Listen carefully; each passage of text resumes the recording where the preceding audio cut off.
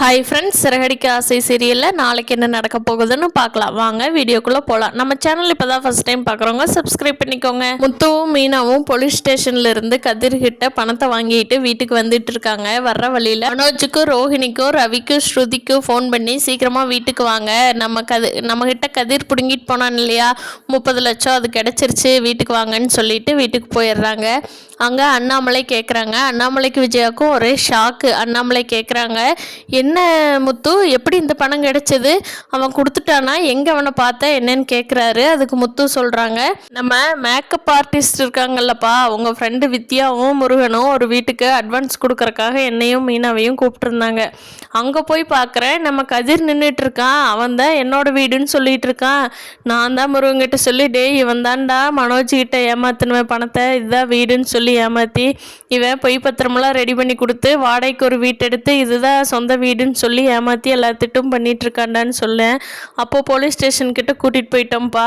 அங்கே போய் போலீஸ் தெரிஞ்சவங்கள வச்சு அவனை உருட்டி மிரட்டி அவங்க கையில் வச்சுருந்த 30 லட்சத்தை வாங்கி கொடுத்தாங்கப்பா. அவன் அப்படியே தப்பிச்சு வெளிநாடு போகலான்ட்டு இருந்தான்ப்பா. நல்ல வேலை, அதுக்குள்ளே மாட்டிட்டேன், நம்ம காசு வந்துருச்சுப்பா அப்படிங்கிறாரு.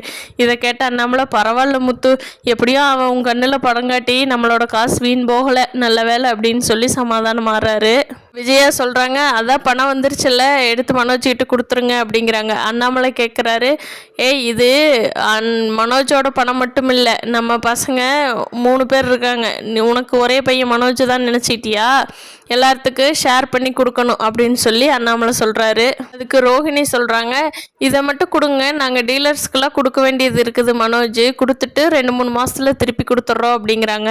அதுக்கு ஸ்ருதி இருந்துட்டு, என்னங்க உங்களுக்கு மட்டும்தான் வேலை இருக்கா, எங்களுக்கெல்லாம் வேலை, காசுக்கு வேலை இல்லையா, நாங்களும் தான் ஹோட்டல் ஆரம்பிக்கணும், எங்களுக்கு தான் பணம் தேவைப்படுதுங்க, அது எப்படிங்க உங்கள் மனசாட்சி இல்லாமல் எல்லா காசையும் நீங்களே வச்சுக்கலான்னு கேட்குறீங்க, இது நியாயமா உங்களுக்கு அப்படின்னு ஸ்ருதி கேட்குறாங்க. அண்ணாமலை சொல்கிறாங்க, இருங்க பணத்தை நான் பிரித்து கொடுக்குறேன், யாருக்கு என்னென்ன வேணும்னு. மனோஜ் உன்னோட பங்கை கொடுத்தாச்சு, இந்தா முத்துவுக்கும் ரவிக்கும் இந்தாங்க, ஆளுக்கு 15 லட்சத்தை வச்சுக்குங்க, போய் உங்களுக்கு என்னென்ன தொழில் பண்ணணுமோ அதை பண்ணுங்க, நான் ஏற்கனவே மனோஜ் கொடுத்தாச்சு, நீங்கள் 2 பேர் இதை வச்சுக்கிட்டு முன்னேற பாருங்க அப்படின்னு சொல்லி அண்ணாமலை எடுத்து கொடுத்துட்றாங்க. விஜயானால எதுவுமே பேச முடியல. விஜயா கேட்குறாங்க, என்னங்க நம்மளுக்கு எதுக்காவது வேணும் இல்லைங்க செலவுக்கு, ஒன்றும் வேண்டாம் விஜயா, எனக்கு பென்ஷன் காசு வருது, நீ டான்ஸ் கிளாஸ் பண்ணுற, வாடகை வருது, அதுக்கும் மீறி ஏதாவது வேணும்னா நம்ம பசங்கிட்ட கேட்டுக்கலாம் அப்படின்னு சொல்லிட்டு இருக்காங்க அண்ணாமலை. அதுக்கு மீனா சொல்கிறாங்க, ஏங்க நம்மளுக்கு வேண்டாங்க, இப்போதைக்கு நீங்களும் அந்த கால் டாக்ஸி இதையே கண்டினியூ பண்ணுங்க, எனக்கும் பூ கட்டுற வேலையெல்லாம் கரெக்டாக இருக்குங்க, எனக்கு அதுக்கே டைம் சரியாக போயிருங்க, அதனால் நமக்கு அது தேவைப்படாதுங்க, நம்மளா கஷ்டப்பட்டு சம்பாரித்து அதுக்கப்புறமா ஒன்று பண்ணிக்கலான்னு நினைக்கிறேனுங்க அப்படிங்கிறாங்க. அதுக்கு முத்து, ஏய் மீனா உனக்கு என்ன தெரியும், கம்மன்ட்ரு மீனா, நான் பார்த்துக்கிறேன் அப்படிங்கிறாங்க. எனக்கும் கொஞ்சம் டியூ கட்டுற வேண்டிய வேலையெல்லாம் இருக்குது, நான் வச்சுக்கிறேன் மீனா அப்படின்னு சொல்கிறாரு முத்து. சரிங்க உங்கள் இஷ்டம், என்னமோ பண்ணுங்க அப்படிங்கிறாங்க. இதுக்கடையில் டில்லி வந்து முத்துவை எப்படி சிக்க வைக்கலான்னு சொல்லி பிளான் பண்ணிகிட்டு இருக்கான்.